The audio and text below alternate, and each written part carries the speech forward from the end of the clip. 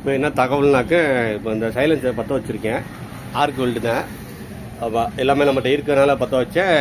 லேசான பைப்பில் எப்படி ஆர்க் வெல்டு அடிக்கிறது அப்படின்னு இதுவுமே எனக்கு தெளிவாக தெரியாது. ஒரு யூடியூப்பில் பார்த்தேன், அவர் நல்லா தெளிவாக சொன்னார். அவர் சொன்ன பக்குவங்கள் நான் அதை எடுத்துக்கிட்டேன்.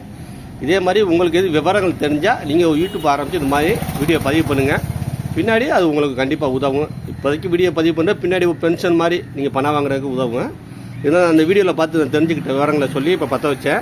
நல்லா தெரிஞ்சு அதுக்கு முன்னாடி பற்ற வச்சுக்கிட்டு தான் இருந்தேன்.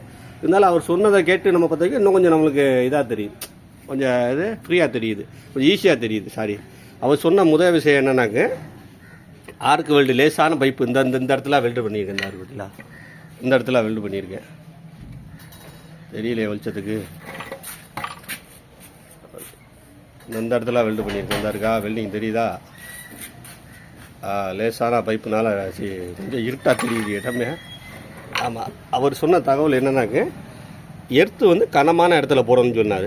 கனமான இடத்துலாம் போட்டுங்க. இப்போ அந்த வீடியோ நான் பார்க்கலனாக்கி எர்த்தை கொண்டாந்து இந்த போட்டிருப்பேன், கழுத்தில் இங்கே போட்டிருப்பேன். இதுவும் கனம் தான், இருந்தாலும் நம்ம எப்போ நடைமுறை போகிறோம் இப்படி தான் போடுறது.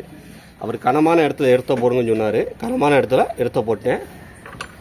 எடுத்த போட்டு அடுத்து என்ன பண்ணனாக்க, எந்த இடத்துல கனமாக இருக்கோ அந்த இடத்துல, அதாவது நம்ம வெல்டிங் பண்ண வேண்டிய இடத்துக்கு பக்கத்தில் எந்த இடம் கனமாக இருக்கோ அந்த இடத்துல இருந்து நீங்கள் வெல்டிங் பண்ண ஆரம்பிங்க அப்படிங்கிற மாதிரி சொல்லியிருந்தாரு.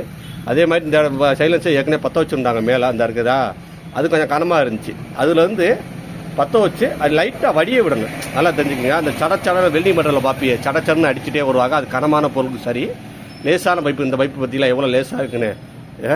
இப்போ கேஸில் போனாலே இப்போ பீஸ் போட்டு தான் பற்ற வைக்கணும், தகடு போட்டு தான் பற்ற வைக்கணும்னு சொல்லியிருப்பாப்பில். அந்தளவு இருக்குது. நான் என்ன பண்ணேன், அந்த கனமான இடத்துல பற்ற வச்சு சைலன்ஸ் இருந்தால் இப்படி தூக்கி பிடிச்சிக்கிட்டேன். அது அந்த இடத்துல லைட்டாக வடிடாப்பில் சடச்சடன்னு வெல்டு அடிக்கக்கூடாது. நல்லா தெரிஞ்சுக்கோங்க. பூ மாதிரி வச்சு எடுக்கணும். அது பற்ற வைக்கிறதே நீங்கள் வெறுங்கண்ணில் பார்க்குற மாதிரி இருக்கும். அந்தளவு நைஸாக இருக்கும். அப்படியே இது பண்ணி அது தக்கன சைலன்ஸை கையில் பிடிச்சிட்டு அந்த பற்ற வச்ச ஒரு கையில் சைலன்ஸை பிடிச்சிக்கிறோம். அப்படி பற்ற வச்சு அது தக்கன இறக்குனீங்கன்னு வச்சுக்கோங்க. அந்த நெருப்பு குழம்பு அப்படி வடிஞ்சிச்சுன்னா ஒரு செகண்டு அதிகம் போனால் 5 செகண்டு டக்குன்னு சூடு ஆடிடும். அந்த சூடு ஆற விட்டு அப்படி வெல்டு பண்ணணும். வெல்டு பண்ணிங்கன்னா நீங்கள் லேசான பைப்பு ஈஸியாக பற்ற வைக்கலாம். இந்த அப்படி தான் பற்ற வச்சேன். நல்லா தெரிஞ்சுக்கிறங்க. சடச்சடன்னு அடிச்சிடக்கூடாது. சடச்சடன்னு அடிக்கிற வந்து இந்த கனமான பீஸுக்கு கரெக்டாக வரும். இந்த மாதிரி லேசான பைப்புக்கு சரி வராது. இந்த அடிச்சிருக்க பார்த்தீங்களா, என்ன பண்ணேன், இந்த கனமான இடத்துல அடித்து அப்படி நெருப்பு குழம்பு அப்படி கீழே வடிய விட்டேன். அது இப்படி சைலன்ஸ் தூக்கி பிடிஞ்சாலும் அதுவே வடிங்கி, அதாவது கண்டினியூவாக வடிக்கக்கூடாது. பற்ற வச்சுட்டு லைட்டாக வெல்டிங் ஆடை எடுத்துக்கணும். அது வடிய விட்டு லைட்டாக சூடாகினாக்கப்போ மறுபடியும் அந்த ஆறின இடத்துல வைக்கணும். அப்படியே லைட்டாக வடித்து கொண்டு வந்துடலாம். ரொம்ப ஈஸியான. இப்போ பற்ற வைக்க எனக்கு 5 நிமிஷம் தான் ஆச்சு அதிகப்படி நேரம். அதனால என்ன செய்ய, இந்த மாதிரி பற்ற வைங்க. ரொம்ப ஈஸியாக லேசான பைப்பு பற்ற வைக்கணுமா இந்த மாதிரி பற்ற வைங்க. உங்கள் பக்கத்தில் கேஸ் வெல்டு எது இருந்தால் அதில் பற்ற வைங்க. உங்களுக்கு அதாவது உங்களோட சூழ்நிலையை பொறுத்து தான் முடியும்னா பற்ற வைங்க. இல்லை தூர தொலைவில் இருக்கீங்கன்னா நான் சொன்ன மாதிரி ஃபாலோ பண்ணிக்கிறேங்க. இந்த மாதிரி வெல்டிங் மிஷின் ஒன்று வாங்கி வச்சுக்கோங்க. லேசாக பாயிண்ட் ஃபுல்லாக குறைச்சி வச்சுக்கணும். வெல்டிங் மிஷினில் குறைச்சி தான் இருக்கணும். குறைச்சி வச்சுட்டு இந்த மாதிரி கனமான இடத்துல பற்ற வச்சு அப்படியே வடிய விடணும். அதுவே வடிங்க. இப்படி தூக்கி பிடிச்சிங்கன்னு வச்சுங்க, அது கீழ் நோக்கி வடியும் போது லைட்டில் அந்த இடத்துல நிற்க அதுவே நின்றுக்கிறேன். ரொம்ப கண்டினியூவாக அடிச்சிங்கன்னா தான் கீழே விழுங்க.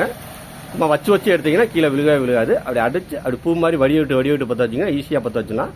சில விவரங்கள் நீங்கள் செஞ்சு பார்த்தீங்கன்னா தான் உங்களுக்கு சரியாக தெரியும். அதனால செஞ்சு பாருங்கள். ரொம்ப ஈஸியான மெத்தடு தான்.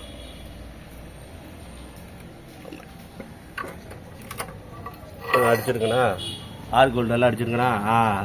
வடிய விட்டு அடிச்சேன். நல்லா இருந்துச்சு.